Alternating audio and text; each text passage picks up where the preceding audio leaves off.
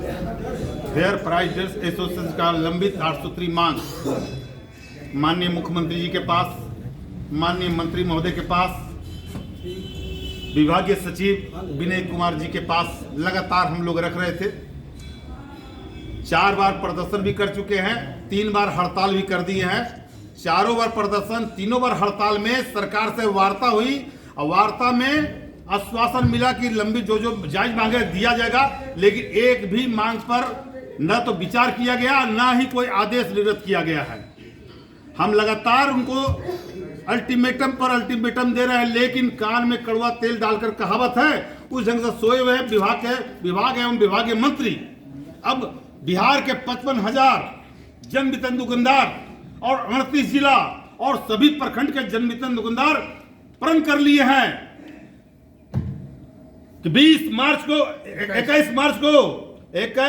2022 को पटना के गर्दन विभाग में लंबित 8 सूत्री मांग के लिए प्रदर्शन किया जाएगा। लंबित 8 सूत्री मांग जो फेयर प्राइस के लंबित 8 सूत्री मांग है, जिसमें प्रमुख मांग जो मुख्यमंत्री से स्तर से होने वाला है, जन वितरण विक्रेता या उसके नॉमिनी को सरकारी सेवक घोषित किया जाए। अगर इसमें कोई तरह की अड़चन है या देरी होता है तो 30,000 रुपया प्रति माह मानदेय दिया जाए तत्काल। जब तक उसमें भी दिक्कत होता है तत्काल 300 रुपया कमीशन जो भारत सरकार को खाद्य आपूर्ति विभाग के सचिव के द्वारा पत्र लिखा गया है लड़ाई के दौरान, प्रदर्शन के दौरान, उस पत्र के आलोक में 300 रुपये कमीशन प्रति क्विंटल कमीशन दिया जाए। यह जायज मांग है, पत्र भारत सरकार को लिखा गया है।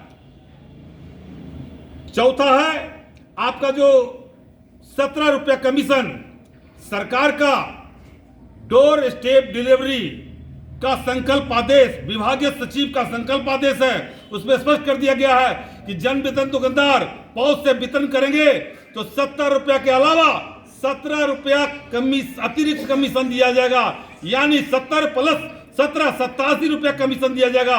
17 रुपया कमीशन नहीं दिया जा रहा है, जिसके लिए हम लोग लगभग 2 साल से 1 रुपया भी 17 रुपया कमीशन पहुंच संचालक को नहीं दिया जा रहा है। ऐसी परिस्थिति में मुख्यमंत्री के ये स्तर का मामला है, जो कर सकते हैं, जो अधिकार है वो दे सकते हैं, नहीं दे रहे हैं। विभागीय स्तर से हम लोग पहले से मांग था जन वितरण विक्रेता को साप्ताहिक छुट्टी दिया।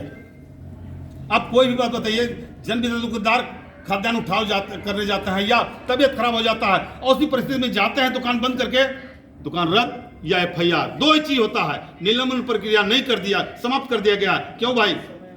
छोटी छोटी गलती के लिए निलंबन प्रक्रिया होना चाहिए। साप्ताहिक छुट्टी और निलंबन प्रक्रिया मांग कर रहे हैं। हम लोग का मांग है पूर्व विभागीय अनुकंपा। झारखंड में जब बिहार और झारखंड एक था उस वक्त पूर्व विभागीय अनुकंपा था और झारखंड में अभी भी मिल रहा है, लेकिन बिहार को यह सुविधा काट दिया गया है। ऐसा क्यों? हम लोग मांग कर रहे हैं पूर्व विभागीय अनुकंपा दी जाए।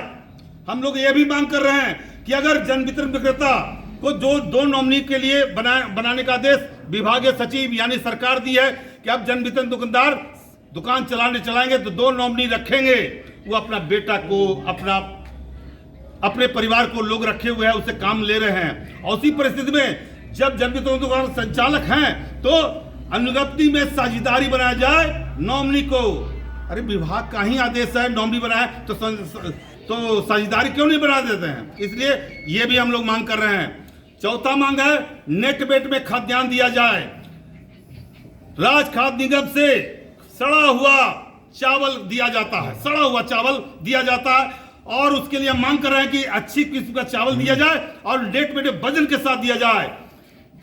डोर स्टेप डिलीवरी में स्पष्ट आदेश है कि जन वितरण विक्रेता के दुकान पर खाद्यान्न पहुंचाया जाएगा, अब वो भी वेइंग मशीन से तौल कर दिया जाएगा।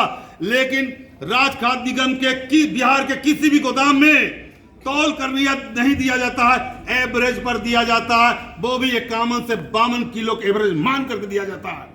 कुल मिलाकर प्रत्येक डीलर को कम से कम 5 से 6 प्रत्येक बोरा में 50 किलो बैग में 5 से 6 किलो कम वजन रहता है। अब हमको नेट वेट में खाद्यान्न वितरण करने के कहा जाता है। ऐसी परिस्थिति में आप जब नेट वेट में दीजिएगा तभी ना आप नेट वेट में मांगिएगा। मैं मांग करता हूं जन वितरण दुकानदार अब ऑनलाइन व्यवस्था है, ऑनलाइन के द्वारा खाद्यान्न वितरण होता है, लाभुकों का थंब से दिया जाता है, ऑनलाइन भी जांच होना चाहिए। अब स्टॉक रजिस्टर का समस्या